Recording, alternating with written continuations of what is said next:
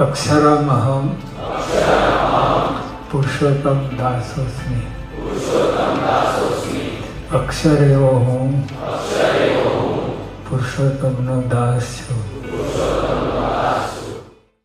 अक्षरम् अहं पुरुषोत्तम दासोऽस्मि। अक्षरम् अहं पुरुष। नारायण नारायण सबको। आज के 15 अगस्त 2026 के स्वतंत्रता दिवस की हार्दिक शुभकामनाएं। हर एक भारतीय नागरिक को, भारतीय व्यक्ति को अपने देश की स्वतंत्रता के लिए बहुत सारी शुभकामनाएं।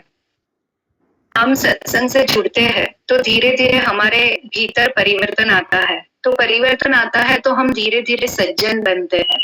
तो सज्जन बनना और गणतरी कर कर सज्जन बनना, जो कैलकुलेशन किया हुआ सज्जन बनना, ये दोनों में बहुत ही अंतर रहता है। तो वो अंतर कैसे क्या होता है? तो जब कुरुक्षेत्र का युद्ध था कौरव और पांडवों के बीच में, जब सुलह का कोई अभी मौका ही नहीं था और युद्ध अनिवार्य हो चुका था, युद्ध की घोषणा भी हो चुकी थी, तभी वहां पर जो एक रोतायन के पुत्र जो शल्य है, वो मध्य प्रदेश के राजा थे उस वक्त, और वो बहुत ही समृद्ध और सशक्तवान थे। उनके पास बहुत सारी सेनाएं थी, फिर बहुत सारे पैसे, जवाहरात, सब कुछ इतना प्रबल शक्तिशाली है। और वो संबंध में जो पांडव नकुल और सहदेव है, उनके मामा थे। तो कौरवों ने बोला कि मेरे पास, तो वो हर रोज हर राज्य के राजा को बोलते थे कि मेरे पास आ जाओ और युद्ध में आप मेरी सहायता करो, मेरा ये आप नेतृत्व संभालो, यहाँ के आप हेड बन जाओ। ऐसे करके एक एक टुकड़ी का हर एक आजू बाजू के राज्य के राजा को ऐसे दे रहे थे। अभी पांडवों ने नकुल सहदेव के ये मामा को बताया कि आप हमारी ओर से आ जाइए और आप हमारे साथ लड़िए। तो उन्होंने हाँ भी बोला। वहां पर राजा ने, मध्य प्रदेश के जो राजा है शल्य राजा, उन्होंने हाँ भी बोला। तो वो मिलने के लिए और तैयारी की बात करने के लिए अपनी सेना के साथ पांडवों के वहां पर जा रहे थे। तो दुर्योधन ने, जो सज्जन में भी कैलकुलेशन है, नीति में थोड़ी सी खोट थी, तो ये जान लिया अपने गुप्तचर के माध्यम के द्वारा कि ये जो मामा है, राजा है, वो उनको सहायता करने वाले, और वो बहुत ही समृद्ध और प्रतिष्ठावान और सशक्त बलवान है। उनके पास बहुत दिव्य सेना है और जो लोग हैं बहुत ही स्ट्रॉन्ग है, पावरफुल है। तो उनको लगा कि मैं उनको वहां जाने से रोक दूं। तो उन्होंने क्या किया, जब वो रास्ते से आ रहे थे तब उनके जितने भी मंत्री थे, राजसेवक थे, उनको इतनी सेवा उन लोगों की कि वहां पर वो लोग सेवा और उनकी आपदा स्वागता भुगतने में अपना समय गंवाने लगे। और जैसे ही और थोड़ा आगे गए तो उनके घोड़े जो इतने सारे थे, वो घोड़ों के लिए भी घोड़ा की व्यवस्था वहां पर की, सबके रहने के लिए अलग अलग सभा के मंडप बनाए गए। और वहां पर जैसे पूर बहता है पैसों का, वैसे ही वहां पर आपदा स्वागता का इतना पूर बह रहा था कि अंत में वो राजा ने बताया कि मेरा इतना स्वागत आजीवन किसी ने नहीं किया है। तो इतना मुझे प्रसन्न किया है, आप लोगों के लिए मैं क्या कर सकता हूँ, मेरे प्राण भी न्योछावर कर दो तो कम है। ऐसे 2-3 बार मंत्रियों को बोला। तो दुर्योधन इसी अवस्था का वेट कर रहा था कि कब ये राजा ऐसे बोले और मैं उस क्षण का लाभ उठा लूं। तो 2-3 बार जब ऐसे बोला, पैर छुए बड़े बड़े मंत्रियों ने कि आप बहुत हमारे लिए कर रहे हो, हमें बहुत कृतज्ञता हो रही है कि मैं मेरा प्राण कैसे दूं आप लोगों के लिए। और तुरंत ही वहां पर दुर्योधन आ जाता है और वो अभी पैर धोना शुरू करता है। तब वहां पर वो बोलते हैं कि आपने तो, और राजा, और आप इतने महान होकर दुर्योधन, आपने मेरे पैर धोए और छुए और मेरे पैरों की पूजा की, इतना सारा क्यों कर रहे हो, मुझे समझ में नहीं आ रहा है। लेकिन आज एक बात नक्की है कि आपने मुझे इतना प्रसन्न किया है, तो आपके लिए मेरा कुछ तो बनता है, आप मांगो, आपको क्या चाहिए। तो दुर्योधन ने तुरंत ही बोला कि आपको मेरे पक्ष से युद्ध लड़ना है। तो राजा बहुत ही चतुर थे, चकोर थे, तो उन्हें तुरंत समझ में आया कि ये जो कर रहे हैं इसके लिए हो रहा था। तो उन्होंने दुर्योधन से बात भी की कि आप इसलिए मेरे साथ इतनी आपदा स्वागता, मेरे मंत्रियों की, मेरे घोड़ों की, मेरे सैनिकों की, मेरे साथ आए हुए हर एक व्यक्ति की इतनी सार संभाल आप दे रहे हो, इतनी आगता स्वागता हमारी कर रहे हो कि पैसों का बहाव और इतने लोगों का बहाव हमारी आगता स्वागता के लिए कर रहे हो। तो यहाँ पर हमें क्या है कि आज कलयुग में भी इस तरह के व्यक्ति हमारे जीवन में हमें मिलते हैं। सतयुग में क्या हुआ करता था कि व्यक्ति दोनों यहाँ पर ही रहते थे, राम और रावण। पहले अलग अलग विश्व में रहते थे, फिर पृथ्वी पर रहने लगे राम अयोध्या में और रावण लंका में। उसके बाद कृष्ण भगवान के युग में क्या हुआ कि एक ही परिवार में पांडवों और कौरवों रहने लगे। अभी कलयुग में क्या हो रहा है कि व्यक्ति के भीतर ही राक्षस और दोनों तो हमें क्या करना चाहिए? देश अलग अलग था, राम फिर देश भी एक हो गया और परिवार के भीतर राम और रावण की उत्पत्ति हो गई। और फिर अभी हमारे मनुष्य जीवन के देह के अंदर इंद्रियों के माध्यम से हम स्वयं के भीतर ही रावण भी उत्पन्न करके रखते हैं और राम भी उत्पन्न करके रखते हैं। तो हमें ये देखना है कि हम किस प्रकार से अपने भीतर की कौन सी ऊर्जा को कहाँ पर कैसे सदुपयोग करते हैं।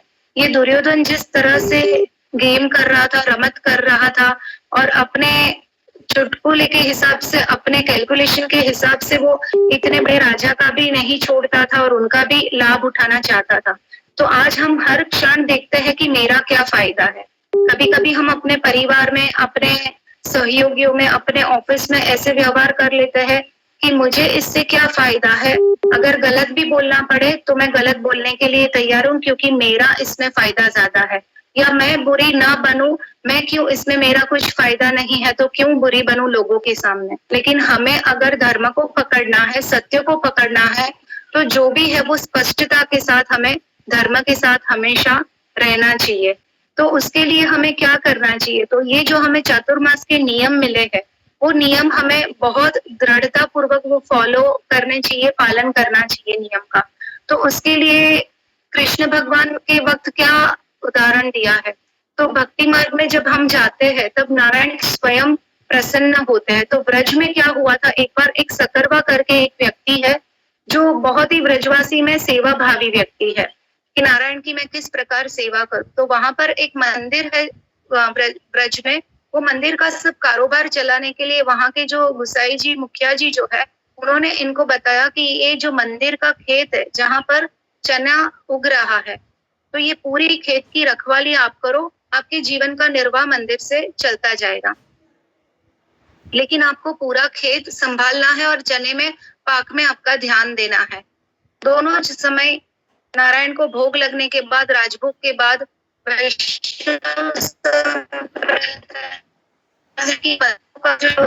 भोजन देते हैं, चावल और दाल और जो भी सब्जी पूरी जो भी बनाया है वो ठाकुर जी को जो प्रसाद भोग, जिसको सक्रिय भोग बताते हैं, वो पातल में देकर वहां पर भेजा जाएगा।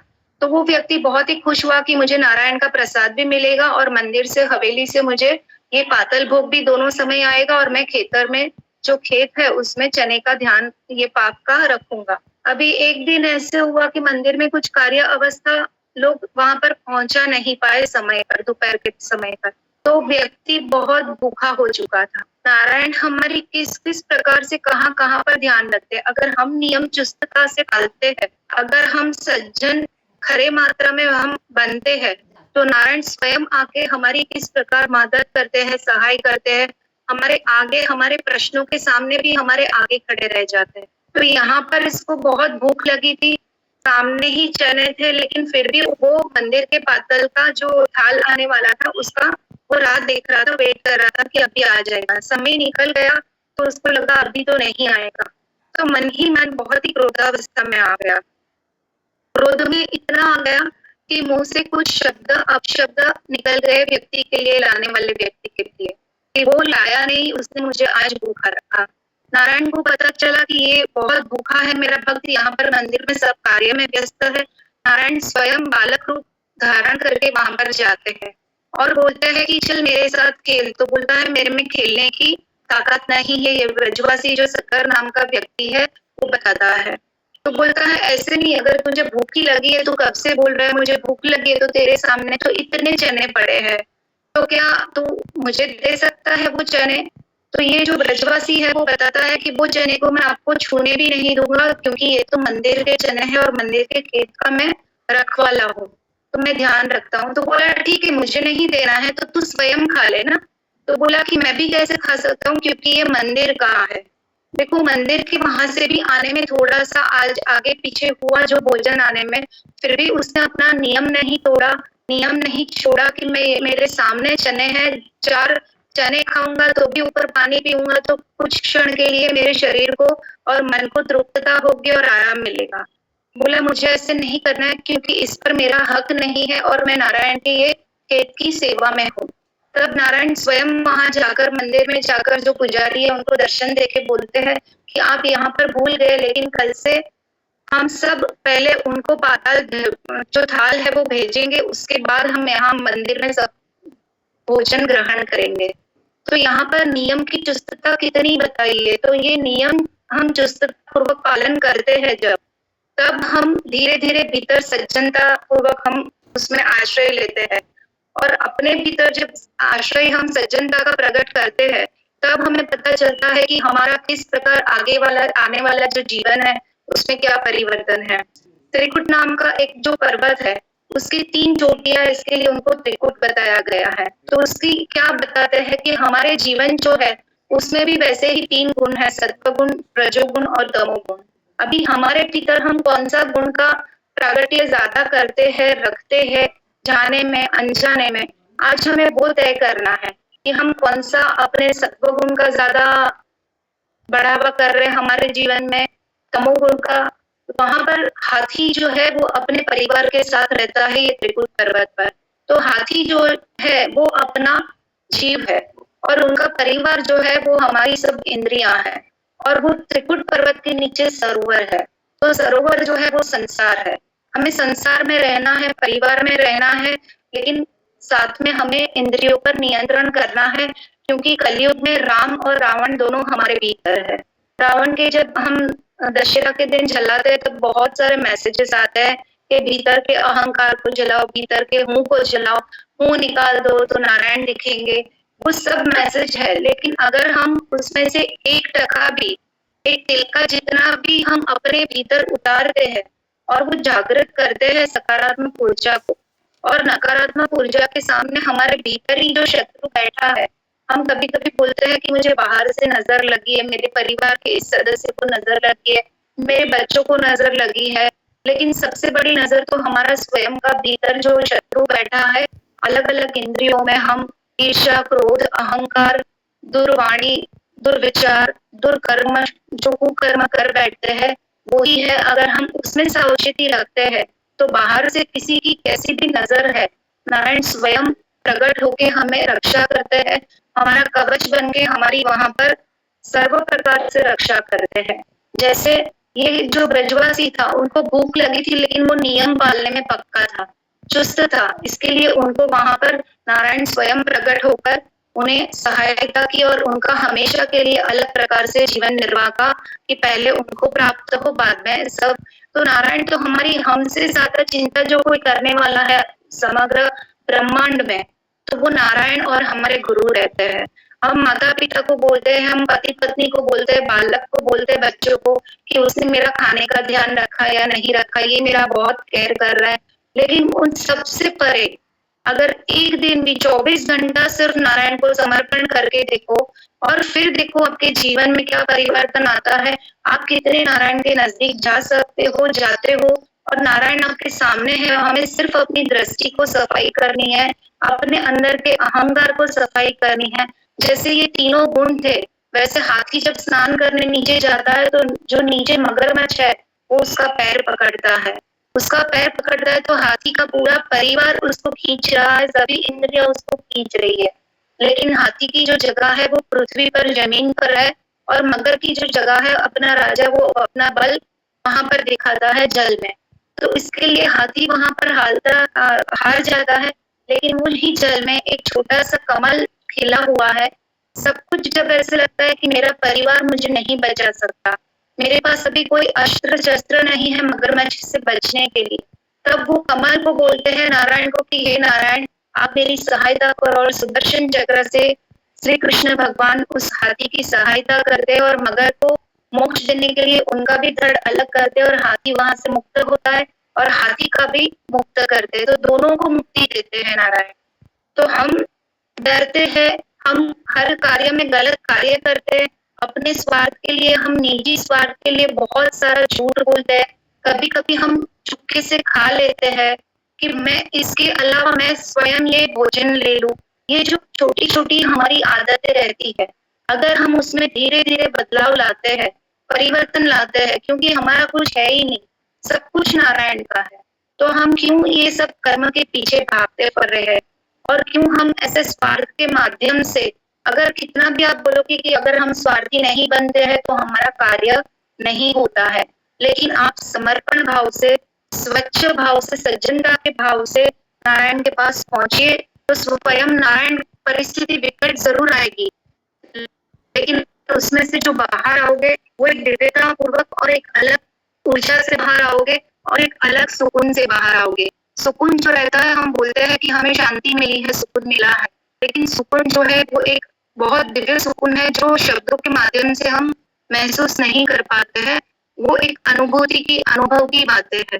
तो हमें कर्म इतना ही इकट्ठा करना है कि जब हम जाए तब हम जितना भजन ले पाए, ऐसे ही कर्म हमें आज से इकट्ठा करने हैं। आज स्वतंत्रता के दिन पर हमें मन से मन अपने स्वयं के भीतर वो नियम लेना है कि मुझे इस प्रकार के कर्म करने हैं कि जब मेरा बुलावा आए और मुझे नारायण लेने के लिए आए, क्योंकि हनुमान नारायण प्रेम परिवार में हर एक व्यक्ति को नारायण लेने के लिए आएंगे, तो जब लेने आते हैं तब जितने कर्मों का वजन मैं स्वयं उठा पाऊं, उतना ही उस प्रकार का मैं मेरे जीवन में कर्म सचेतता पूर्वक, एकदम सचोट पूर्वक और एकदम सतर्क होके मैं वैसे कर्म करूं।